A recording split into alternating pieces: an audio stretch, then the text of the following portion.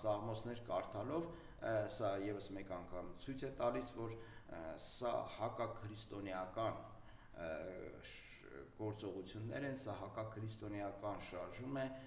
իմ մոտ նույնիսկ տպավորություն է ստեղծվում, որ Փաշազադեի հրահանգով Նիկոլ Փաշինյանը փորձում է դավանափոխ անել հայ ազգին։ Չգիտեմ, մի օր էլ կգա կասի ժողովուրդ ջան, գիտեք ինչ կա, քանի որ մեր ինքնությունը այն չէր, ինչ որ մենք պատկերացրել էինք, դե եկեղեցին էլ տեսակ ինչ է, հետևաբար մեր ինքնությունը թույլ է տալիս մեզ, օրինակ ընդունել,